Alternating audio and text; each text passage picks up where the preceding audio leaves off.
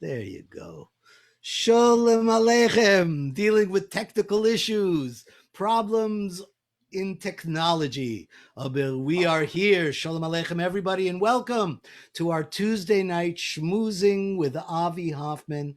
Tonight, my guest is one of the most important people in my life and has been for the last several years. And I am very, very proud and happy to finally have him with me on this show so we can all find out a little bit more about my friend and colleague, Andy Rose. So let me tell you a little bit about him before we bring him on. Andy Rose, Andrew M. Rose, is the president and CEO of Kvell Communications. Kvell Communications, all right? Just that alone is enough to love this man, which specializes in the strategic planning and implementation of marketing and fundraising solutions for Jewish nonprofit organizations. So all of you nonprofit Jewish organizations out there, you definitely want to be paying attention. Andy has more than 25 years of Jewish nonprofit experience as a business owner, lay leader, and most recently, a senior level executive at one of the largest Jewish federations in the United States of America. He spent 11 and a half years in the top marketing, communications, and corporate development roles at the Jewish Federation of South Palm Beach County, in other words, Boca Raton, Florida.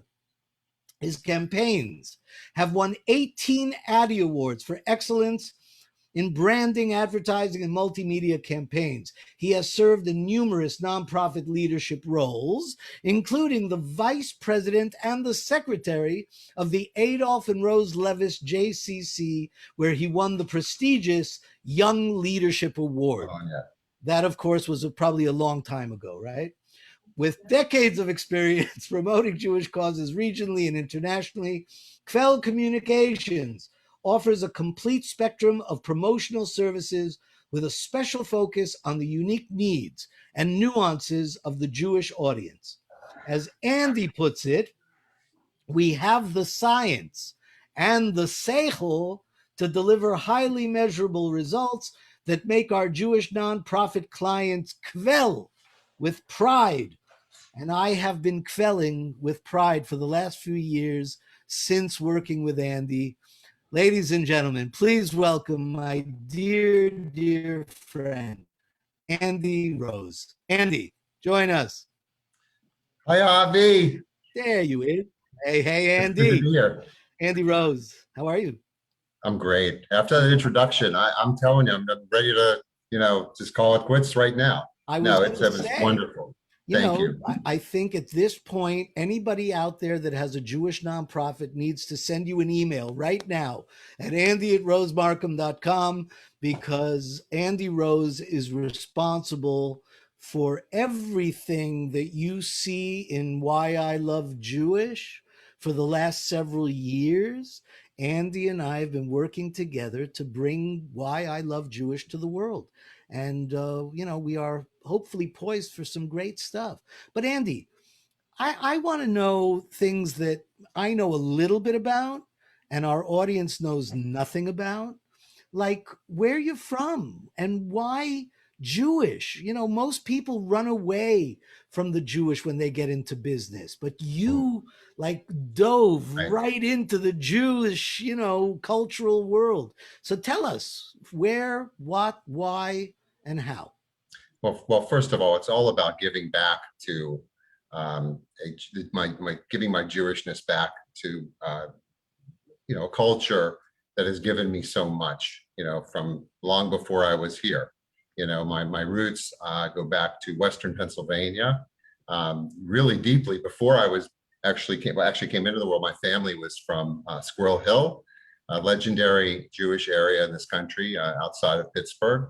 And I'll show you a couple of pictures from what happened after that. So I'm going to share my screen here. Sure. You know what? I'm going to stop my video. And we're going to show you a little quick slideshow. Nothing too extensive here, but there I am. I think I'm not sure if it was around the time of my bris, but my brother was comforting me at the time. I grew up in a small town east of Pittsburgh called Greensburg, Pennsylvania, in a very small Jewish community. And but like I said, my parents had deep roots in Squirrel Hill, and I'll introduce you to a few of the people that were in my life prior to my coming into the world. This is Abraham Rose, man that I was named after. Actually, Abraham M. Rose. I'm Andrew M. Rose. And he actually was an attorney, but he also was a journalist, which happened to be my first career. So coincidentally, I became a journalist as Abraham Rose was. He worked for a newspaper called the Morning Press. I'm not sure where it was. It was around Pittsburgh, but I actually worked for a newspaper called the Morning Press outside of Wilkes-Barre. So Wow. some strange Did coincidence with Abraham Rose. But one thing he Abraham also Rose, looks a lot. He also looks a lot like Salvador Dali he's got with the the nice mustache. mustache. Yes. I love that. So what Abraham was one of four brothers, and he had a sister, and two of the brothers were rabbis, and Abraham was the first of that generation. Abraham and my grandpa Eli were the first of that generation to actually put a stop to a long line of rabbis. It was, in fact, generations of rabbis in my family. Rabbi Rose's never had a longer name that we could ever find. It was always Rose. So Abraham, he kind of stopped that trend, if you will. And these are my parents, David and Faye Rose. A great set of parents. So my father was in business for many years with my uncle, and they had a big hospital equipment company. My dad's down here, unfortunately. My mom is no longer with us, but they were great influences in my life. So had to put a shout out to those two wonderful people. And this is my Zadie, my great grandpa Jacob, who was the first person to speak and sing Yiddish in my life. And it was an amazing, I didn't understand a word that he was saying, but it had such a beautiful sound. And I knew it came from somewhere very far away, but very close, and very deep roots in however he developed his brogue. But it was an amazing thing to hear, and he told some great stories. He did know English and told me some wonderful stories as well. And this is, as I mentioned, Abraham was the brother of my grandfather, Eli Rose, who happened to be one of the first Jewish G-men in the FBI under J. Edgar Hoover. He was I was maybe 6 when he passed away. I do remember him vaguely, but I've heard amazing stories on how he helped apprehend John Dillinger and Pretty Boy Floyd during those crazy years, and also chased some war criminals throughout South America. So pretty interesting. Andy, Yeah, can I ask a question? sure. Was there ever any discussion with your uncle or your family about anti-Semitism? Because back in those days, the FBI was pretty anti-Semitic. I mean, there was a lot of anti-Semitism going around, especially during the communist scare and the un-American activities stuff. Did you ever hear anything about that?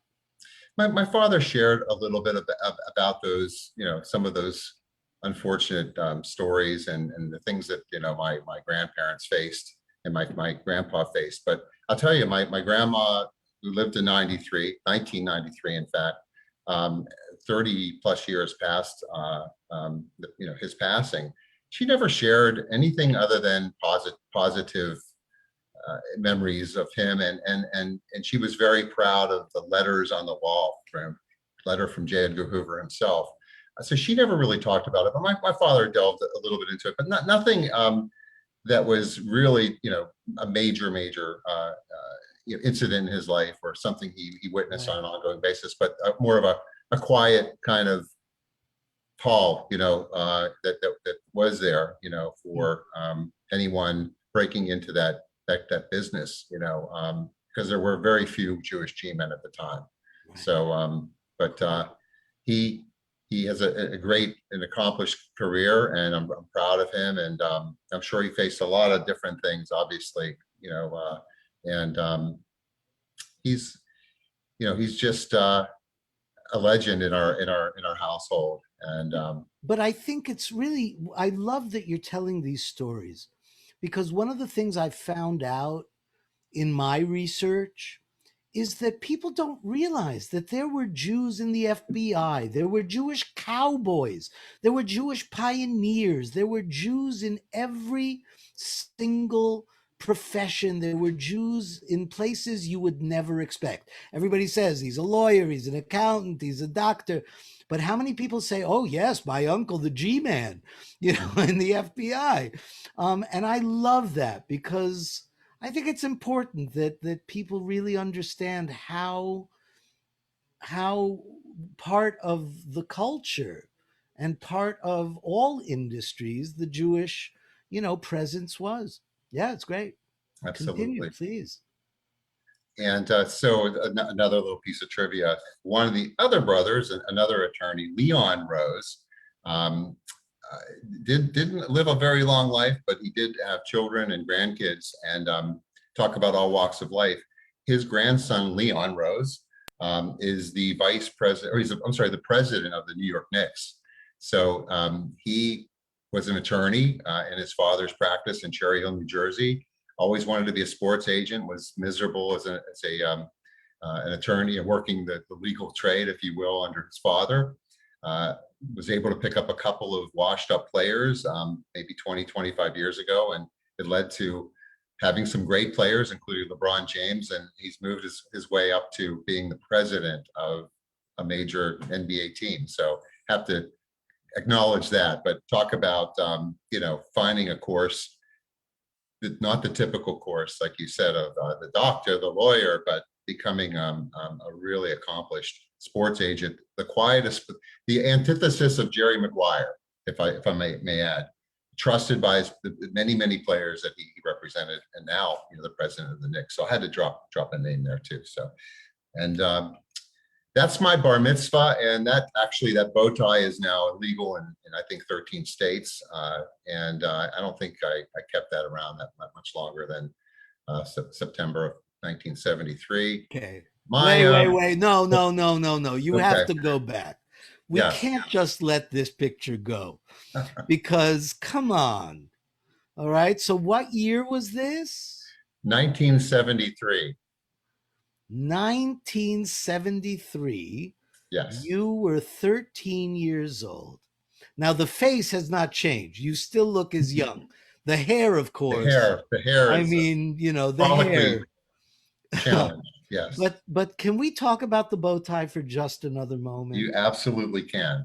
Okay, so I don't know that I ever have seen a bow tie that big on a child that small. I mean, this is like we're almost in Bozo land. This Mhm. is like a clown outfit. Why? Where did that come It from? was this, first of all, it was the 70s. Right. The bell bottoms, I don't think you can see. But I don't know. I don't know what But that was even your for the mom, 70s, Andy, mom, that was even mom's doing. Remember, we grew into things back then. I was one of the smaller, bar mitzvah. I had still had a voice like this. But I'm sorry, but look at my mother. I mean, come on, talk about Kvell, my father. right. That was a wonderful day. And one thing I've done on all special occasions, I played the drums for the crowd that day or that night. Wow. I was going to put a drum shot in there, but it was a great day. I actually had a double bar bat mitzvah with my cousin Janet. Like I mentioned, my father, my uncle were in business. We lived on the same street. Our Judaism was our Jewishness, Yiddishkeit was passed from one house to the other with challahs up and down, steaming challahs coming up and down the street for holidays. And in Little Wow. Greensburg, Pennsylvania, we had a very small congregation. I was actually bar mitzvah in a conservative shul, very small shul, which ended up actually closing once I was in high school, and everything became a reform experience in Greensburg in another location. Right. That was an amazing time, and a great event for my family, big family.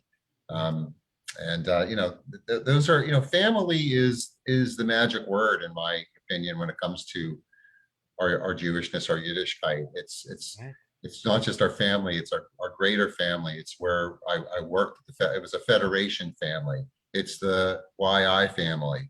We're all connected somehow, some way. And our Jewishness binds us. But it all starts in the home, and it's all started with those two wonderful people in my life, and my brother, I must mention too. And everyone that has, come into my life, and everyone that I have now passed, hopefully, my values onto, and there's my consecration picture at B'nai Israel in East End of Pittsburgh. And then fast forward to my life now, and my two wonderful children. Of course, now they're 23 and 20. Alexandra on the left, Zachary on the right. Zachary happens to be 6'6" now, so I can count him at a very vertically challenged time. But that was, I think, at the Rosenblum Wall at my daughter's bat mitzvah in Israel, one of many trips. So that's that. And then I actually this is a shot of some great professionals from Israel that were involved with the program in Israel involving Ethiopian education. But before Federation, as you mentioned, I happened to own an agency called Marketing Inc., really more of a corporate advertising agency. And at that time, I was on the board of the Levis JCC, a very fulfilling experience. And that's really where I fell in love with the South Palm Beach County community.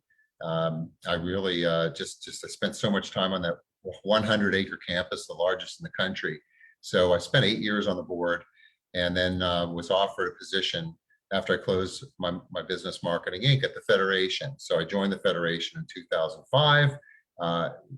Had to leave the position at the JCC, on the JCC board, and spend the next 11 and a half years at Federation. Had an opportunity to travel to Israel 5 times, and to the Ukraine 3 times, and also the Republic of Georgia after the first war with Russia. But this is a shot of my last mission to Ukraine, visiting a family in, gosh, I'm trying to remember the Zhytomyr. Not far, about several miles from Kiev. Zhytomyr, very famous Jewish city. Yeah, and I'm telling you, this experience, the experience of going to Ukraine and seeing some programs in Israel, but particularly in the Ukraine, to see our fellow brothers and sisters in abject poverty. I mean, 3 generations living in tenements that would be would be condemned in any U.S. city. No running, or one source of running water at the end of the hall, no toilets, no respectable facilities, and seeing what the American Jewish Joint Distribution Committee does, and the Jewish Agency for Israel in Israel does for some serious issues in Israel. It's very humbling, and it tells you that we're not immune to these types of problems and issues and challenges, but we delivered food to that family. The grandma actually is raising those 2 kids, and just a very, very humbling experience. And never let my children complain again about the room that they only occupy being too small, the bedroom, that is. So it's just we told a lot. I told a lot of stories. I actually did a major blog that's about 28 to 30 stories from this particular mission. It's just a great experience. Did some amazing video work as well, and brought those stories back to the donors of South Palm Beach County. Told those stories. So just a wonderful way of finding out, going beyond our borders, and finding out that there's a whole world out there, and it's not as as comfortable as our Jewish world over here. And then finally, one of the biggest endeavors that I embarked on at Federation was an event called Fedstock, 2 days of love and nachas, kind of modeled after Woodstock. We did it in 2010, and it was a 2-day festival with Matisyahu, amazing Jewish, I guess, rapper, hip hop artist, very well known in Jewish and non-Jewish circles, performing on a Friday night. And then Dudu Fisher, an amazing Israeli crooner, performing the following night, Saturday night, and a festival all day. I'm sorry, Montashahu concert was Saturday night. Doo Fisher was Sunday night, and all day Sunday we had an amazing festival with hundreds of people, and there were thousands, probably I think 7,500 overall that attended the festival. But it was amazing to see about 1,500, 2,000 young people come out on a Saturday night, and then the opposite, 1,500, 2,000 people for Doo Fisher, all probably older than 65, 70. Two amazing markets that we were hoping to capture and did. And it just was a great festival, great combined effort by a lot of people at the Federation. And I was actually so intrigued when I saw what you were doing, Avi, because I was asked to explore doing it again after I left Federation, helping Federation after I left, doing another FedStalk. And I did more research and found so many. We were going to do a much more, many more acts over a 2 or 3 day period, and not of this profile, because we found so many amazing young talented people that were doing hip hop, that were from all over the world. There's so much culture and so much younger culture out there. And that's one thing I've noticed that you are tapping into. It's so important to bring these amazing performers to the surface, actors, performers, bands. There's so much out there that the Jewish community does not know about. And I was hoping to do FedStalk 2. We never got around to it, but in the process, I found so many amazing, talented performers in that process. I'm hoping that you and I can continue to bring them, to the surface. Right. So that's really the end of my presentation. I didn't really want it to be that long. I figured I'd be a little self-deprecating and glorifying at the same time. But thank you for letting me share. You can stop sharing your screen. There you go. Look, it explains a lot about why you and I have hit it off so well. Number one, your background. And I'd like to hear a little bit more about the Yiddishkeit of Pittsburgh, and about, West Pennsylvania. You think of West Pennsylvania as Amish country, right. Not necessarily Jewish country. So I'd love to know a little bit more about, what Yiddishkeit meant to you growing up there. And again, I think it explains a lot about how you and I were able to take what I was starting to do early on and end up turning into not 2-day festivals, 12-day festivals. We were doing, we'll get to that later, some of the work we've done together. But tell me about Pennsylvania. What was it like growing up Jewish? Did you ever encounter anti-Semitism? I did, Avi. I have to look back. Overall, in general, I look back at my upbringing in a very non-Jewish environment as a very positive experience, because it rounded out my references, and I wasn't as insular about my Judaism. We had a strong Jewish identity because I had such strong roots. And even the small Jewish community in my hometown was very tight knit, and there were some very successful people that were community leaders. But I learned about philanthropy really not through a Jewish lens, and I will get back to the Jewish experience. My parents were very generous. They always gave back to the community. My father was a pharmacist. He started a drug rehab facility and helped a lot of people. My mom was involved in the local mental health organization. She woke me up one Saturday morning and to take me, and I said, "Mom, it's Saturday," and she took me, and it was the first time I saw what she did in the community. She had a really great trick. It was a carnival, so she put me in charge of the cotton candy machine, and from that point on, I was hooked on philanthropy.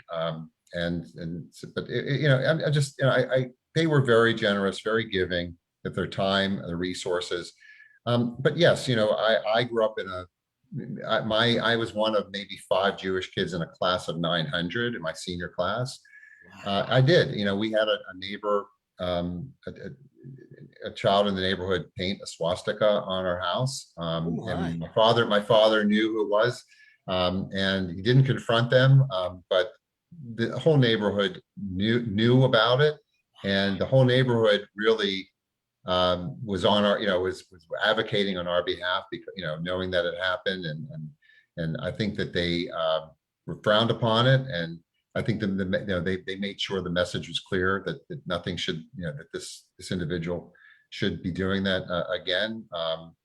And a couple times on the bus, I had some instances. One in particular, I had taken some matzah to school, to share Passover holiday, and someone grabbed some from me and was just making fun of the matzah. They were just chomping on it, and ridiculing the whole idea of Passover and the Jewish religion. So listen, I always kept my chin up. I never really wanted to confront anybody physically about it, but I never backed down, from expressing my Judaism, and wearing my star, and being proud. But I wasn't, there was nothing, there were no confrontations, but there definitely was, there was a feeling on the part of some people, a negative attitude on the part of some people, and again, try to rise above it, and not hide it. Yeah, in fact, I become prouder every time something happens. In fact, 2 years ago, when there was tragedy at the Tree of Life, that was very close to home, very close to my parents' home, and I came right out. I wrote a column for the Jewish Journal. I bought one of the Steeler T-shirts with the Jewish star, and I still wear it proudly. But yes, I mean, it was not an easy time at times, but I never again backed down. So I mean, I don't want to, I want to go back and continue the discussion a little bit about your upbringing, but look at where we are today, and it's sad to me that you're telling me a story about 1973 or 74, mid 70s, and we've been working a lot on Joe Papp and the Joe Papp connection, and his stories of anti-Semitism going back, to the 40s and the 30s and the 50s. And yet here we are, 2021, and we're talking about 300% rise Mm. in anti-Semitic episodes in the United States of America in the last couple of 4 or 5 years. It's just stunning to me that why aren't we further along? And that's why I think our work is so important, Mm. because, why I love Jewish should be the antidote to why they hate Jewish. Right. No, and we have the powerful tool that we're utilizing right now, and that can go both ways. It could be used against us, and it could be used against other peoples, and we know, it's well reported these days, but we can use it to rise above. That's what I think, is the most important thing. Is we need to use this amazing digital medium to reach as many people with as positive a message as we can, Right. continuously, because it's going to come at us, and it's going to be it can be so exaggerated, Yeah. because of the power of video, the power of being able to push a button and put out some really bad stuff. So we need to push the opposite button, the positive, the good news button, and the positive vibe button, because Tell me more about the challah, and the challah. how did the Jewishness express itself? Did you Yeah. go to a Jewish school? In Greensburg, we had just Sunday school and Hebrew school, and we had our family. That's where most of the Judaism was explored, with our elders coming in from Pittsburgh, and and going back and forth, alternating the holidays between my aunt's home and our home, and one other amazing thing, because after after a bar mitzvah, things tend to kind of fall off with the Jewish experience. I mean, you continue and you have your confirmation, etc. But I plugged into something called the Pennsylvania Federation of Temple Youth, PAFTY, and similar to NIFTY. And my older brother, kind of got me into it, on the early side. So when I was 14, I was starting to mix and mingle with youth groups in Pittsburgh. And they were really kind of children of the 60s. So that's where I got a taste of great music, of the Jewish experience coming out of the 60s and 70s. And the Pittsburgh area was a lot different than Greensburg. And we even had retreats on the other side of the state in Philly with PAFTY. So I met people, we sang, we prayed, we davened, to some extent. It was really more of a reform movement, a reform-based organization.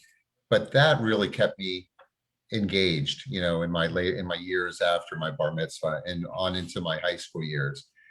It just was an earthy, creative group of people, and we had a blast. I have a question for you. So the word davening, you say you davened, right? Yes. So that's a Yiddish word. Right. Not everybody knows that davening is a Yiddish word, but do you know what the root is? Where the root of davening comes from? I think could it possibly be Latin? Yes, it is. So yeah, I mean, people don't realize Yiddish actually has roots in Latin and obviously Germanic languages and Hebrew, but also Slavic languages. So davening is a beautiful example of the Latin root in Yiddish, divinus in Latin, divine, davening, to pray. That's beautiful. You and I have been talking a lot about how 85% of the Jewish people today do not affiliate themselves with Judaism, really. Certainly not religious Judaism. And like you said, after the bar mitzvah, suddenly it's like, okay, that's done. I'm a Jew. I'm fine. And now I can go eat bagels on Sunday and watch Seinfeld. And that's where Judaism kind of goes to. So, can you tell us, between the years of your bar mitzvah and your growing up until you kind of got back into, the federation system, which is a whole other world in itself?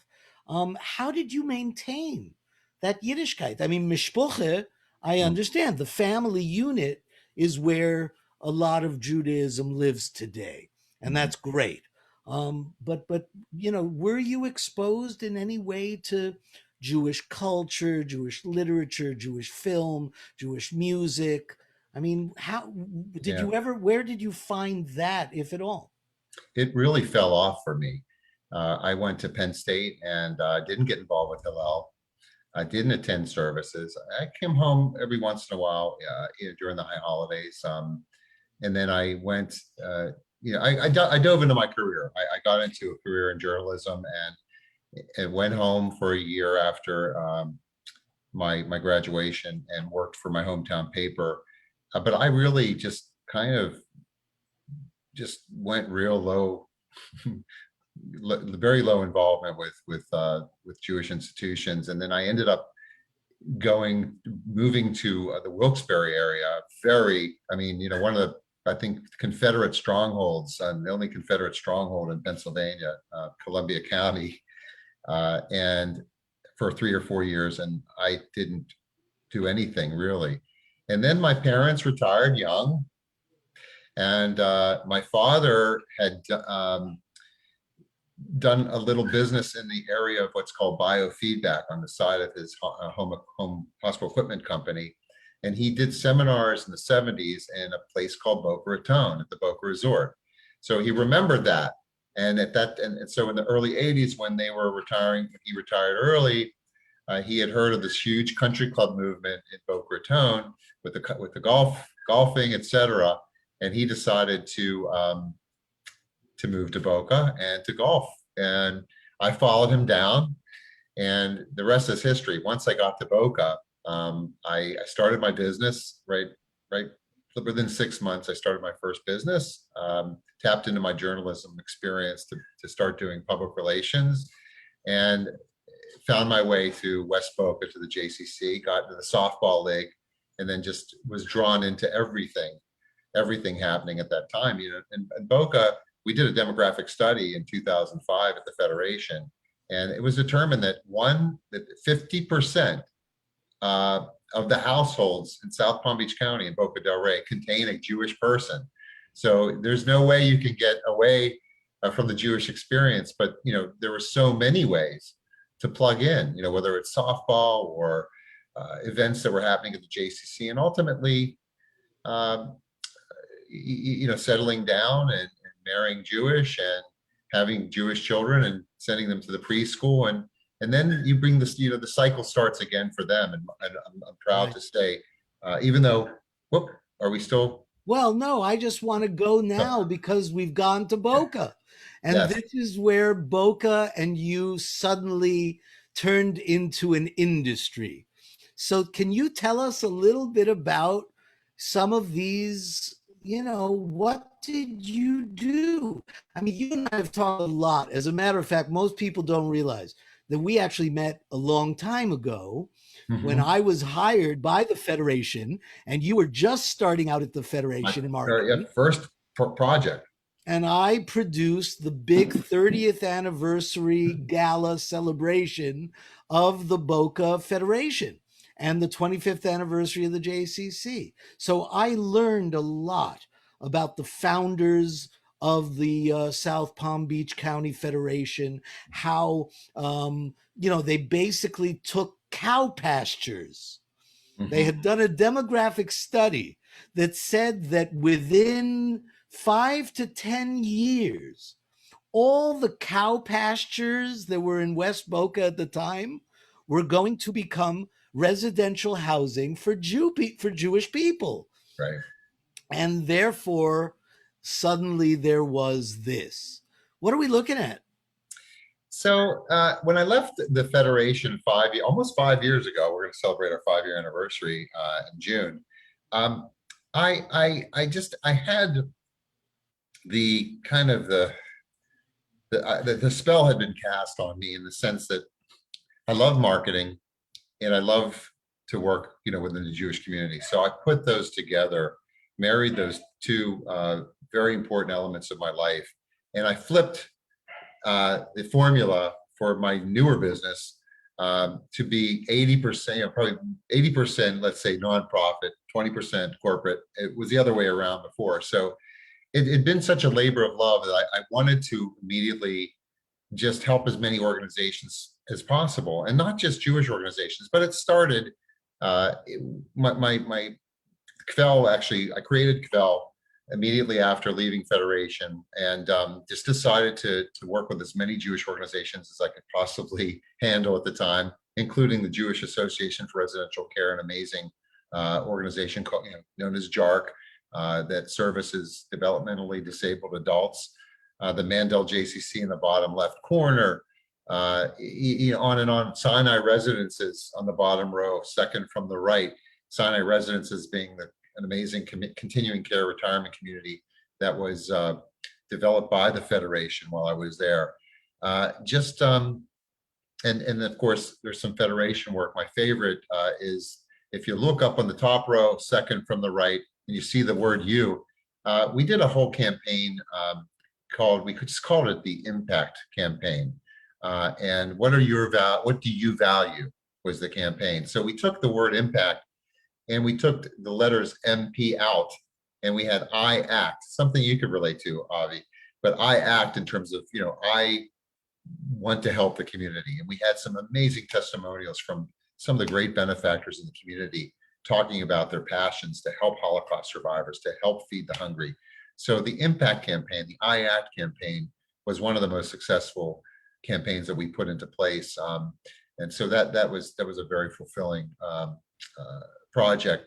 And like I said, I strongly believe that that my heart is it's a Jewish heart, but I wanted to uh, I want to shine whatever light I have, not just on the Jewish community, but on the non-Jewish community as well. So I've been working in addition to Jewish organizations with the Arts Garage in Delray Beach, with Milagro Center in Delray Beach. Many of them have Jewish leadership and certainly Jewish philanthropists behind them. But I feel that I was raised to help the world, and I think Tikkun olam. it comes from a Jewish place, and that's Right, but that's part of my Yiddishkeit is how I view the world, what I value. And right. here's a Wounded Veterans Relief Fund. We did a big event for them a couple years ago when we had events. Remember, we had in-person events. Very successful Diamond Ball. Again, a great organization that helps veterans that are homeless, that can't pay their car payment, are in really difficult transitional circumstances, and they come to the rescue. Met some great people, through the Wounded WVRF, the Wounded Veterans Relief Fund. Here's just a corporate piece. There's nothing wrong with helping companies break into the market or sustain their market positions. In this case, we helped open a restaurant down in Harrison Street when it became hot back in probably the 80s, late 80s, early 90s. But I've helped a lot of for-profit organizations. Probably, and I don't have an example here, was able to get involved in the MDVIP project with Dr. Robert Colton in Boca. We launched that and brought them kind of to national prominence. But I do love corporate, and I won't turn a corporate client down, of course. But my heart right now, and really what my goal is for the rest of my career, is to celebrate this marriage of my love for marketing, my love for nonprofits, in particular the Jewish community. It's a labor of love, and it's so fulfilling, and I can't. Probably my best work, in my opinion, has come through that lens. Right. So it's And been a you're lot right. of I fun too. mean, when I was growing up, and when you were growing up, and I think many of us out there, when we were growing up as Jews, one of the most important elements of our Judaism was the concept of tikkun olam, to Mhm. repair the world. We suffered so much over so many thousands of years that we understood innately in our DNA how suffering affects people. So we wanted to do things that were good for the world and make the world a better place, which also led to an associated mitzvah, which is tzedakah, the giving of charity, giving back to the community. So you have been giving back to the community in so many wonderful ways. Well, it's again, I do feel a sense of obligation, but I do just feel a very natural inclination to do this work. It's something I learned at a very young age, how important it is to help others, and I think it comes from a Jewish place. I really do. I think and I want, as you mentioned, at the very beginning, um, I've kind of turned my creativity inward to to the Jewish experience, and I think we need that more than ever. We really need. We have such amazing entrepreneurs and creative people that point their talents outside of the Jewish world. I just wish more would point them in, and like I said, discover some of the great Jewish talent that is out there, and to put more ingenuity into who we are as a people, and how we want to continue to be close and have that bond with each other, and what kind of experiences we want to have together. It's not your Bobby's world anymore. We have that connection. Most boomers have. What is the next generation going to experience? How are they going to keep our people together, and bring back the interest in Jewish life, and Right. create Yeah. new experiences in Jewish life. And now that we've had a pandemic, we don't know how the Jewish world's going to look. We know that there were 85% and counting of unaffiliated of Jews unaffiliated with institutions. What's it going to be like when the dust settles with the pandemic? How are No, but I how are think, Jewish institutions going to respond? but Andy, if you and I have learned nothing, we've learned that since COVID began, we have been able to reach out electronically Mhm. through Zoom, through Facebook, through YouTube, through the websites, and reach hundreds of thousands of people with our cultural programming. You and I have talked a lot about this, but I want to share it with the people watching. The idea that Judaism, in my mind, stands on three foundations. There's the faith. There are religious people, there are atheists, and they're all Jews. And there is a faith element to Judaism that goes back to the concept of monotheism. Abraham, our forefather, came and said, there's only one God, and that's it. And ever since then, we began this Judeo Christian Muslim tradition. That's the faith. Every year at Passover, we say, Bashana haba b'Yerushalayim. Next year in Jerusalem, because for thousands of years, going back to where we came from, there was always that hope for the mountaintop, the top of the mountain, Jerusalem. And so we always aspired to have a land of our own. And, thank God in 1948, Israel became a country and we had one where we could always go to. But the third foundation of Judaism, which I think was neglected for many, many years, and now is starting to really rise and see a renaissance, is the cultural side of Jewishness, which I call Yiddishkeit, and other people call Jewishness, and other people call, traditional cultural secular humanism.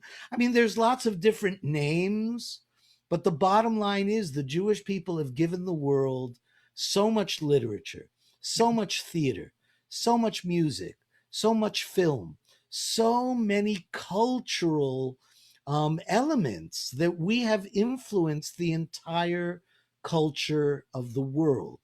And I think that's where you and I have really found each other. And since COVID, we've been able to find how many, literally hundreds of thousands of people are out there looking for a connection to Judaism. Absolutely.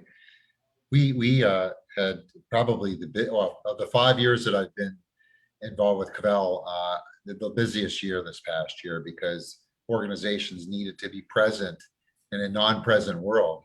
And I worked with B'nai Torah, for example. We broadcast 20 hours of high holiday services. They did 5 hours of condensed, very just beautifully produced versions of the high holidays. Got very creative with their cantors, and it was tremendous. They really innovated to get through the pandemic. Hillel of Broward and Palm Beach we did a virtual event gala for them, again realizing what they needed to do, harnessing the World Wide Web, and keeping connected to their donors and their supporters. Tell us about this. This is an organization, Women in Technology. They're based in Indianapolis, and we were called in to do to do publicity for some donations that they were receiving from a corporation down in Broward County, Jewish-owned organization, I might add, and just again reaching beyond the borders of our Jewish community and getting involved, in any organization that has a worthwhile cause. So that was just an example of being able to get in the Sun Sentinel here is JARC. Again, we were asked to brand a matching fund campaign called the $100,000 Challenge, involving Robert Kraft, the owner of the New England Patriots. We did videos with Robert, promoted it, and it was fulfilled in a matter of days. He has a special connection to someone on the JARC board, so they were able to get him involved with that campaign. So that was a very, very fulfilling and exciting project, even though I'm a Steelers fan. And here is, and I have to take a couple minutes to acknowledge you, Avi, and the force of nature that you are, and the activist that you've become. You know, you've gone from actor to activist. You're still a pretty darn good actor and entertainer, but you've taken your love of Yiddishkeit and your love of Jewish culture to just unbelievable heights. And there's still so much to do, I know, but what you've accomplished is tremendous. Why I Remembers is part of, you know, everything you do every year. There's always three times a year. Yep. Yep. September and in spring, or late winter. You are making sure that we remember. That we never forget. I think we always remember is probably a better term. What happened, and bring scholars and survivors and children of survivors together to commemorate this horrific. What are we going to do after the last survivor? We did a whole thing in our last Holocaust remembrance events for Yom HaShoah, all about the concept. We had major discussions and lectures, which you can all go on YouTube and watch our programs. Most of them are there, and all of them are free. So, we are, as a child of Holocaust survivors, that has always been like top priority for me. The concept of how do we pass on the lessons, because we all know that if we don't learn the lessons, we're going to repeat them. Right. And unfortunately, here we are in 2021 living with rising anti-Semitism in the United States of America, rising anti-Semitism in Europe, genocide in, the Uyghurs and there are just so many Yazidis and so many people around the world still suffering from these things.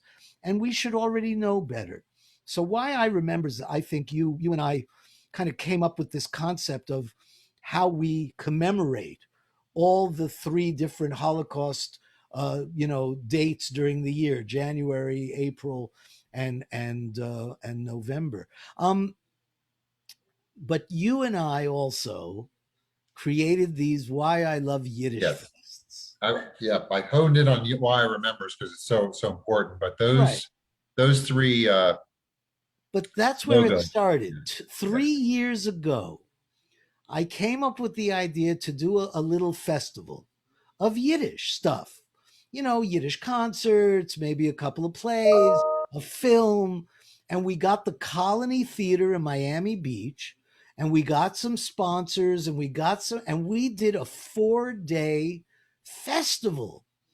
And it was amazing. And it just opened up the door. It was live.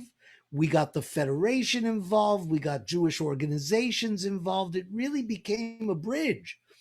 And then, we started doing more and more.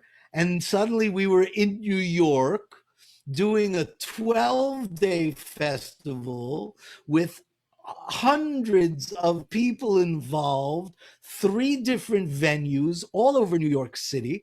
And of course, then COVID hit. Mm-hmm. And that's when you and I really got to work. Yep.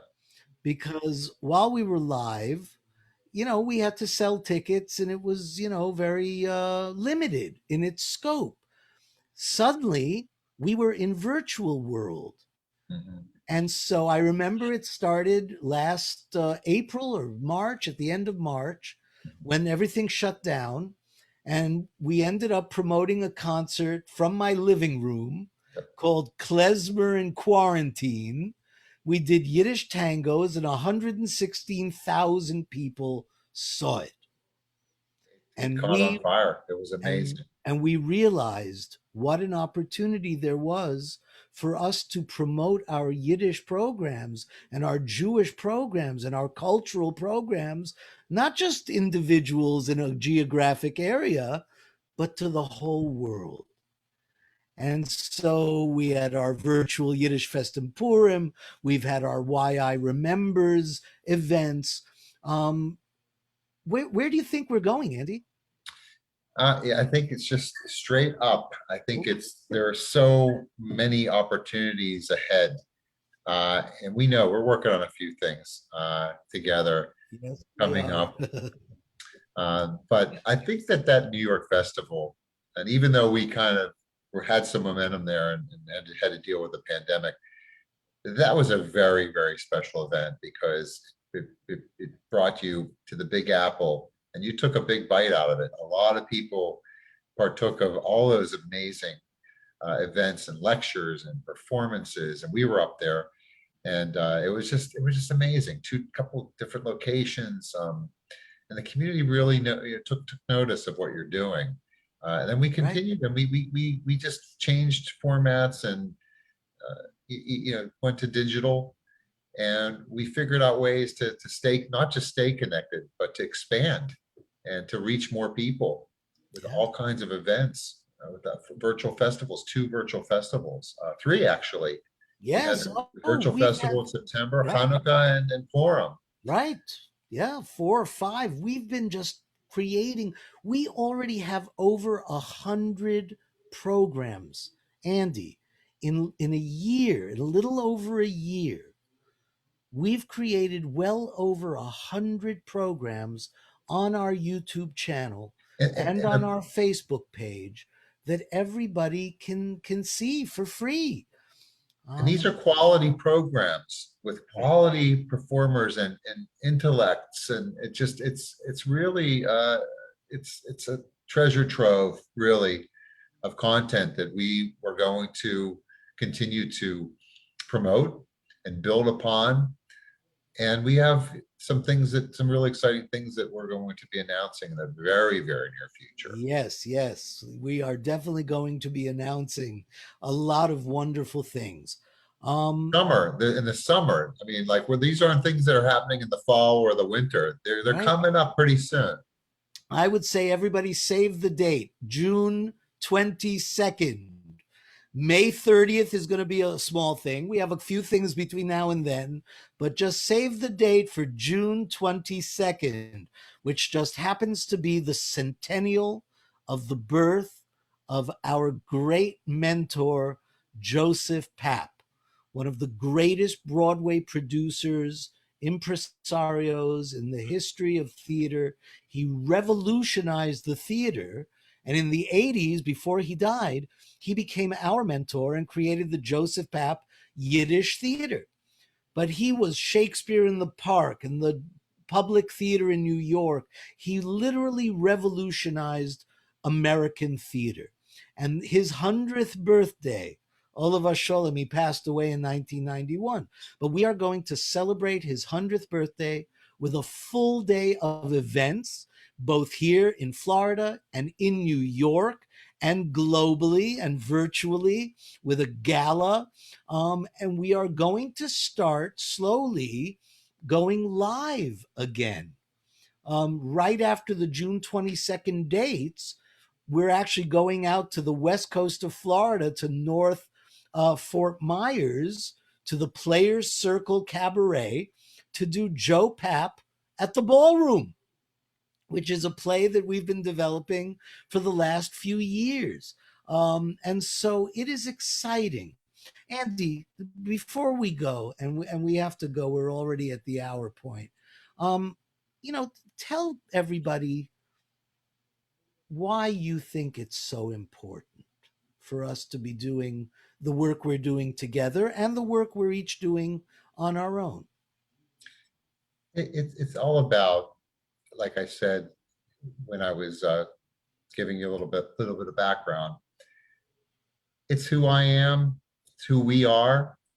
It's something that I feel I owe something, but it's more of, you know, a love for our people, and just this desire to continue to celebrate our wonderful history, our culture, and to pass it on to next generations. That if there's one message, it's the door of a door. It's making sure my kids, our kids, the next few generations know all this precious culture that we've cultivated for centuries, and have created in such a big way just in the past few decades, and to discover the roots of everything we see around us in terms of entertainment, but to realize that it comes from a wonderful place called Yiddishkeit, and it's just something that I feel it's so necessary. It's in my bones. It's not something I have a mission statement for. It's just something I want to do, and I want to invite everyone that wants to see our culture continue and thrive to join us creatively, or just enjoy these amazing programs that you create and you've mastered this past year, and I know you're going to build upon. Because listen, Joe Papp is a great way to bring this thing to a close. Was an amazing man that did a lot for. He didn't really want anything in return, and that's you, Avi. You're the Pied Piper of the Jewish cultural world. Wow. There's no one like you, and we need to follow you and surround you and dance with you. That's You know what we what? need to do. I'm going to argue with you for just a moment, because I think there are a lot of people out there just like me who are being creative all over the world within the Jewish cultural world. Young people. Today, I was working with a group out in San Diego called YAAANA. Ya'ana. It's Yiddish academics and National Association of whatever and Arts, Yiddish Academic and Arts National Association or something like that. They're young people doing Yiddish work. And you and I are going to talk about it because we had a brilliant idea today. They're going to build something called Yiddish Land, which is out in San Diego. And I think we're going to create something here in Florida called Yiddish World, just like Disneyland and Disney Right. World. We're going to do Yiddish Land and Yiddish World. So there's a lot out there. There are a lot of people like us doing so much. And I think one of the things you and I have talked about a lot is figuring out how to offer all of them a forum to introduce them to people who don't know that they're there. Right. And let me just finish by saying one of the things I love about you and what you've helped me understand again is it's for the world. It's, you know, how do we fight anti-Semitism? By showing them how much they love what we do culturally. You know, I was told a story about this anti-Semitic group. I think they were in Poland or somewhere in Europe. And they met someone and they were talking about, you know, television, what they love. And they, you know, they were talking about how much they hate the Jews. But then they said, oh, but we love Seinfeld. Seinfeld is great. It's an American show. And the guy said, well, you know, Seinfeld is Jewish. They went, what? No, Seinfeld can't be Jewish. And then they suddenly realized that this show that they loved was actually based on a Jewish character named Seinfeld. And it changed their thinking. So if we can use television and film and music and theater, live performances, lectures, poetry, whatever it is, Humor. You and I have talked a lot about creating a Jewish comedy hall of fame. You know, I think it's really important. So, Andy, thank you for everything you've done for me over the last few years. Thank you for all the work you've done for so many other important organizations. Anybody out there who's watching this, really contact Andy if you are a nonprofit, Jewish or non-Jewish, and you need a little help in getting the word out. All right. So Thank you, Avi. Thank you very much. thank Appreciate it. you. Cool. So Operators are standing by. yes. Well, I'm going to let people know about some of the things that we have coming up, including on Thursday of this week, ladies and gentlemen, we have a lecture that I'll be doing for the University of Miami with our sponsors at the Miller Center and the Feldenkrais program. My mother's book, Curious Rabbinic Tales, The Shortest Tall Stories. So that'll be Thursday evening at 7 o'clock. And then next week on our schmooze, we have someone who I've been fascinated by. He's his name is Jonathan Geffner. He is an award-winning Yiddish ventriloquist extraordinaire. And he has a web series called Trillo and Suede, where he has a very noir style detective kind of old school series with a lot of Yiddish and a lot of Yiddishkeit. So next week on Thursday, we will be interviewing and schmoozing with Jonathan Geffner of Trillo and Suede. Thank you all for watching again today. I really appreciate all that you do for us. Without you, we are nothing. So bleibt gesund und stark. Please stay healthy, stay strong. Thank you. And I look forward to seeing you all live soon.